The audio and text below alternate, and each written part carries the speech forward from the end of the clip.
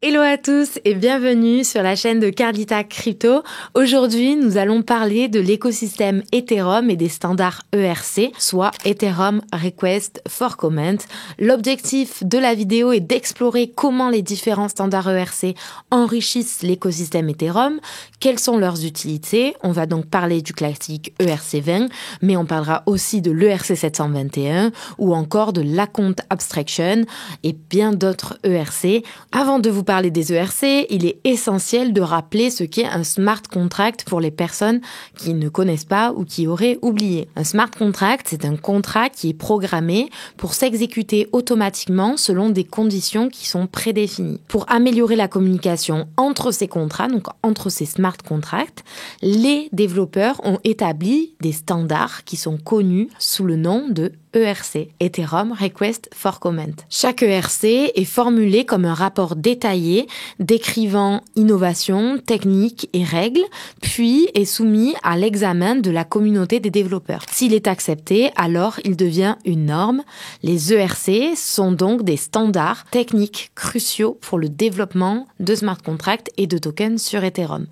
Ils vont jouer un rôle clé dans l'interopérabilité, la compatibilité et la facilitation du développement sur les plateformes. Aujourd'hui, on va explorer comment est-ce que ces standards, ils enrichissent aussi l'écosystème de Ethereum. Donc, il existe de nombreux types de standards ERC, mais on va d'abord aborder les plus connus et on va, dans cette vidéo, aborder seulement les principaux. Sinon, elle devrait durer des heures, voire des jours. D'abord, on va parler des ERC20. C'est les plus connus. Donc, l'ERC20, c'est le standard classique pour créer des tokens fongibles sur Ethereum. C'est-à-dire des tokens qui sont interchangeables un contre un, comme des pièces, des euros, des dollars, etc. L'ERC, c'est une norme et un standard pour les nouveaux jetons qui sont créés sur la blockchain Ethereum, comme par exemple Chainlink, Uniswap, AAV, USDT, etc. Ces jetons, ils n'ont pas leur propre blockchain et en fait, ils respectent les standards ERC20, soit l'ensemble des règles communes à tous les jetons qui définissent ce qu'on peut faire ou ne pas faire. Mais à quoi ça sert ?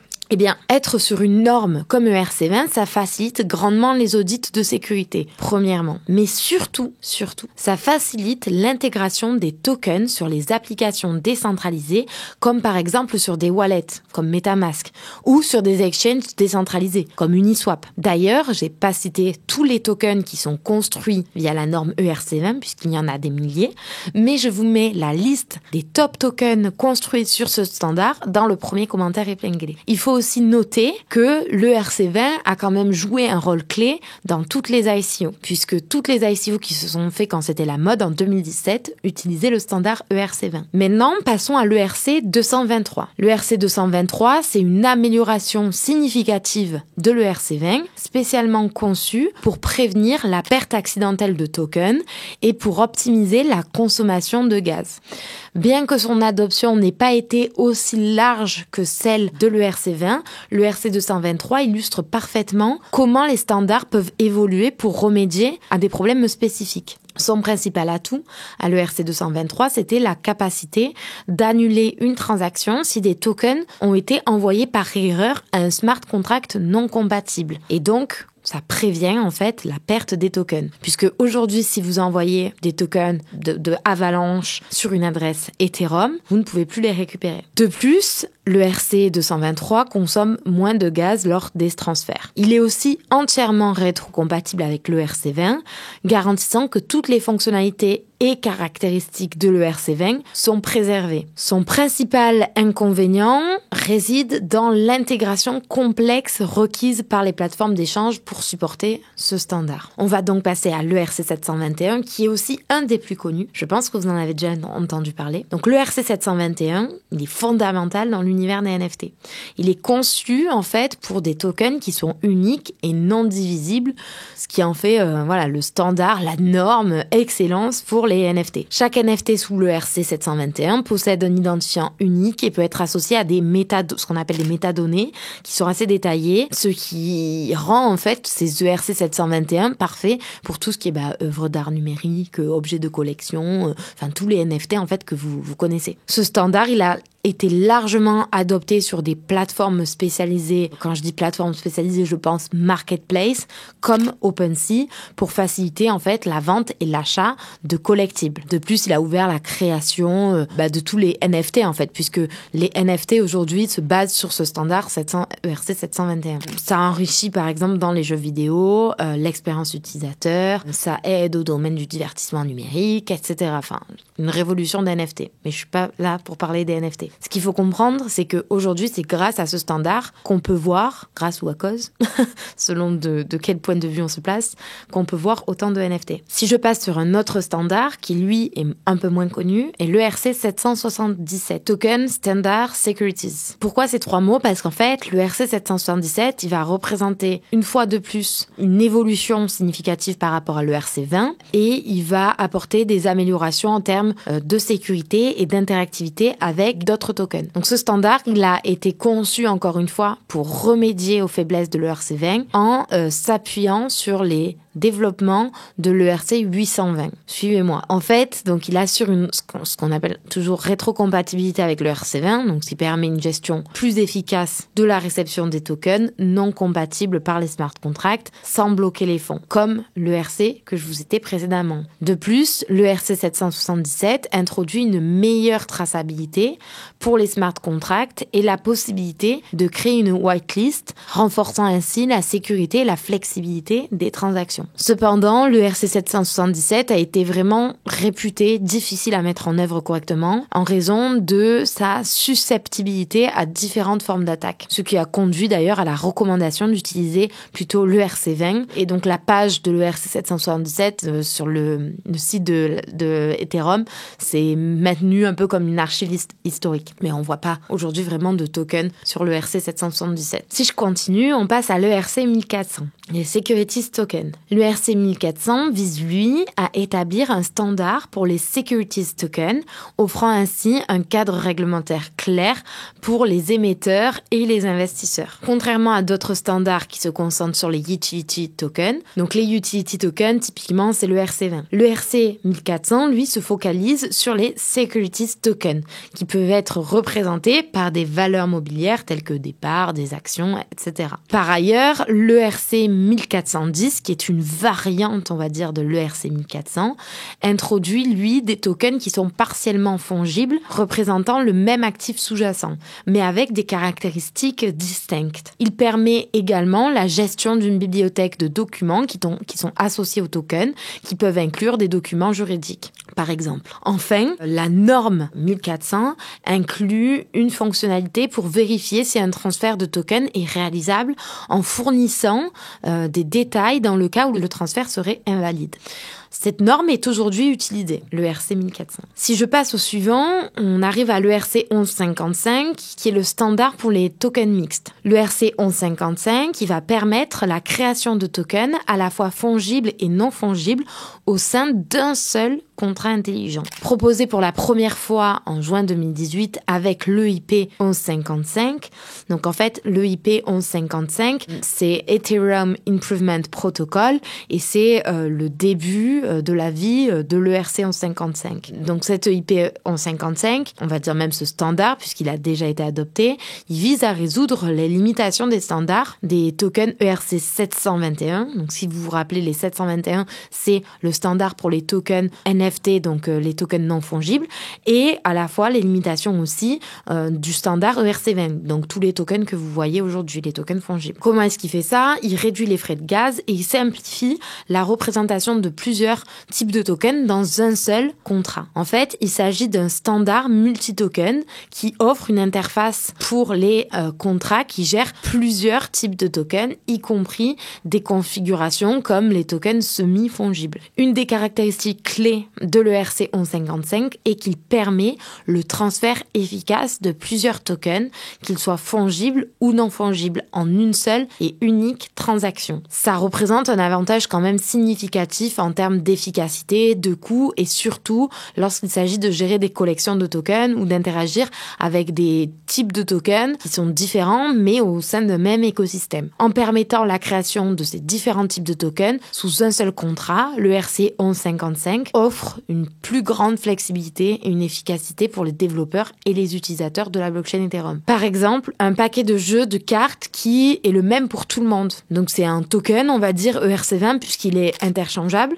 Mais par contre, à l'intérieur de ce token ERC20 se trouvent des cartes qui sont uniques, donc qui sont non fongibles, qui sont des ERC en fait 721. C'est là qu'intervient le token 1155. Et j'espère que vous m'avez suivi. Passons au suivant, qui est d'ailleurs mon préféré, le ERC 4337. Mais avant, répondez en commentaire à cette question. Est-ce que vous pensez qu'il y aura de l'adoption, même avec les clés privées, même avec les seeds qu'il ne faut pas perdre, qu'il faut écrire sur un papier? Ou encore, est-ce que vous pensez vraiment que les gens vont accepter de payer des gas fees, même très peu, pour faire des transactions du quotidien? Pour la mass adoption, est-ce que vous pensez que c'est possible? Eh bien, les développeurs de Ethereum se sont posés cette même question. Et eux, ils ont inventé le ERC 4337. Le ERC 4337, en fait, c'est un smart contract qui a été déployé sur le réseau Ether, sans avoir besoin d'un fork d'ailleurs. D'abord vu comme chaque fois un EIP, donc l'EIP 4337, l'Ethereum Improvement Proposal. Cet ERC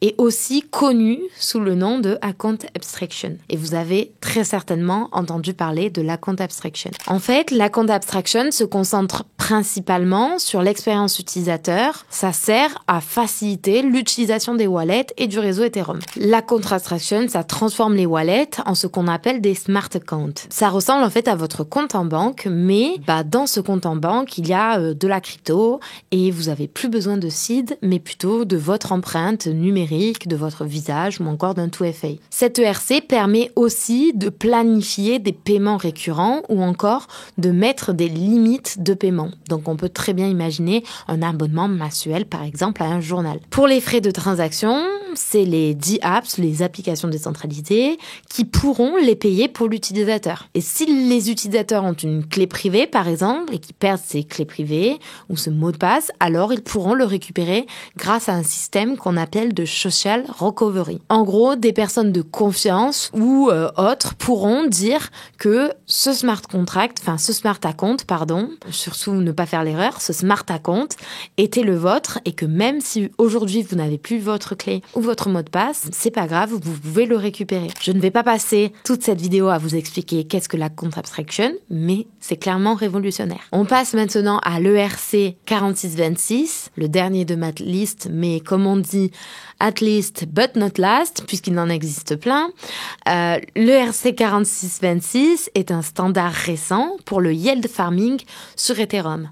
J'espère que vous allez me suivre pour cette explication. En gros, ce standard offre une API pour interagir avec des coffres-forts et leurs tokens sous-jacents. Un coffre-fort, dans ce contexte, c'est un moyen de bloquer un token sur une chaîne et de créer un nouveau token qui peut être utilisé sur une autre chaîne. Le nouveau token, il est appelé Wrapped token et représente une part du token original et peut générer des rendements grâce à diverses stratégies. Ce standard vise à optimiser et à unifier les paramètres techniques des coffres-forts qui sont porteurs de yield, qui sont porteurs de rendement. Ça facilite l'intégration de ces coffres-forts avec des applications, des plugins, des outils et ça rend leur utilisation vraiment plus accessible et plus largement applicable. Les coffres-forts tokenisés sont devenus un modèle extrêmement courant dans le monde de la DeFi, la finance décentralisée. Le RC 4626 standardise donc l'approche des projets DeFi pour la création et la gestion de ce type de coffre-fort, de ce type de vault. Je sais que c'est pas clair, je vais donc vous donner un exemple, 2 exemples même peut-être, je vais essayer.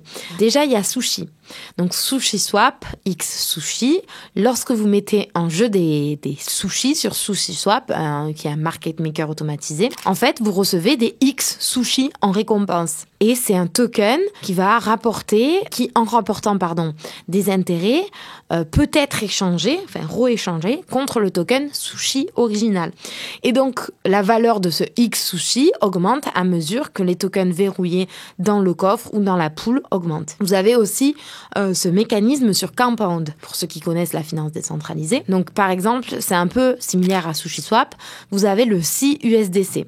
En fait, lorsque vous faites du yield farming avec le stable stablecoin. Donc Compound, pour ceux qui ne se rappellent pas, c'est un protocole DeFi de prêt et d'emprunt. Et d'ailleurs, j'avais fait une vidéo sur le borrowing et le lending, le prêt et l'emprunt. Donc si vous l'avez pas vu, je vous invite vraiment à aller la voir. Je vous mettrai une fiche juste ici. Et donc, quand vous faites donc ce yield farming en fait avec le stablecoin USDC sur Compound, vous recevez des CUSDC. Et c'est un autre exemple, ça, de token qui va rapporter des intérêts qui peuvent être échangés contre l'USDC original avec une valeur qui croît à mesure que les tokens sont verrouillés. Donc, en gros, c'est ce que permet cette ERC 4626, c'est de créer ce type de token. Pour conclure, les standards ERC ont largement contribué à l'interconnexion et à la compatibilité de l'écosystème Ethereum avec d'autres blockchains. Par exemple, les tokens wrappés permettent d'intégrer des actifs de blockchain différentes sur Ethereum. Ainsi, les normes ERC continuent de jouer un rôle essentiel dans la croissance, l'adoption, la sécurité du réseau Ethereum. Les standards ERC sont plus qu'une simple spécification technique, ils sont le fondement même de l'innovation et de la diversité dans l'écosystème Ethereum. Alors que le réseau continue de mûrir, ces standards resteront au cœur du développement et de l'évolution de la blockchain Ethereum. C'était Carlita Crypto et bye bye!